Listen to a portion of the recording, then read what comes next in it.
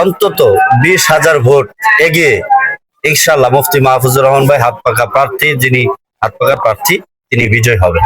আসসালামু আলাইকুম রহমতুল্লাহ বারাকাত। আপনারা দেখছেন আপডেট 24-এ, আমি মোহাম্মদ আবু বকর সিদ্দিক। আজকের বিষয়বস্তু লালমনিরহাট 2 তথা আদিতমারি কালীগঞ্জ এর নির্বাচনী প্রচার এবং প্রসার কেমন চলছে। হযরত পীর সাহেব চরমনাই মনোনীত এমপি পদপ্রার্থী, হাতপাকা মনোনীত প্রার্থী মুফতি মাহফুজুর রহমান সাহেবকে নিয়ে আমাদের কেমন নির্বাচনী প্রচারণা চলছে। তো আমরা এই পর্যায়ে একজন মিডিয়া ব্যক্তির সাথে কথা বলবো, বান্দা মোহাম্মদ মনিরুজ্জামান খাদিমি সাহেবের সাথে, যিনি আমাদের আদিতমারি কালীগঞ্জ যে 2টি আসন রয়েছে তা আলহামদুলিল্লাহ অনেক নির্বাচনী মাঠ তথা চষে বেড়াচ্ছেন গ্রামে শহরে এবং সকলের দ্বারে দ্বারে, সকলের দ্বার প্রান্তে গিয়ে যিনি নির্বাচনী দাওয়াত পৌঁছিয়ে দিচ্ছেন, হাত পাকার দাওয়াত পৌঁছিয়ে দিচ্ছেন। তো আমরা মিডিয়া ব্যক্তি বান্দা মনিরুজ্জামান খাদিমি সাহেবের সাথে কথা বলবো। আসসালামু আলাইকুম রহমতুল্লাহ। ওয়ালাইকুম আসসালাম ওয়া রাহমাতুল্লাহি ওয়া বারাকাতুহু। হযরত কেমন আছেন? আলহামদুলিল্লাহ।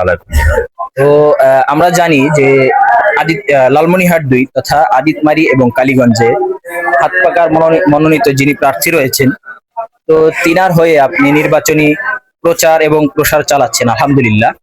তো আপনি আমরা যতটুকু জানি যে নির্বাচনী মাঠগুলো আপনি চষে বেড়াচ্ছেন, গ্রামে সকলের দ্বারে দ্বারে এবং সকলের বাড়িতে বাড়িতে যাচ্ছে। তো কেমন সাড়া পাচ্ছেন? আগামীর নির্বাচনী কাকে মানুষ দেখতে চায়, যে কেমন মানুষ দেখতে চায়, যে এমপি হিসাবে বা সেবক হিসাবে তাদেরকে কেমন লোককে দেখতে চায়, একটু আমাদেরকে বলবেন।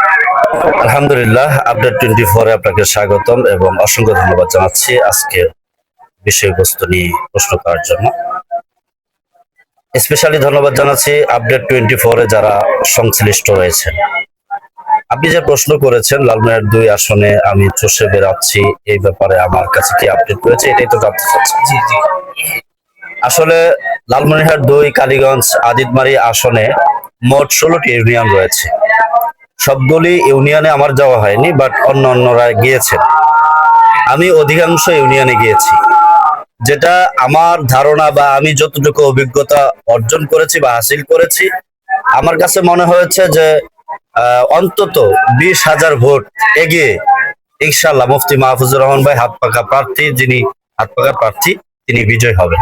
তো আমরা যতটুকু জানি, আপনি তো বললেন এখানে যে 20,000 ভোট, 20,000 ভোট, হ্যাঁ, অন্তত 20,000 ভোট। জি, অন্তত 20,000 ভোট পেয়ে তিনি বিজয় লাভ করবে। তো অনেকেই বলতে দেখা যাচ্ছে যে তিনি একটা ভোটও পাবেন না। তো তাদের বিষয় কি এবং আপনার কথা এবং তাদের কথার মধ্যে তফাৎ রয়েছে, তো এটা সত্যটাকে একটু বলবেন।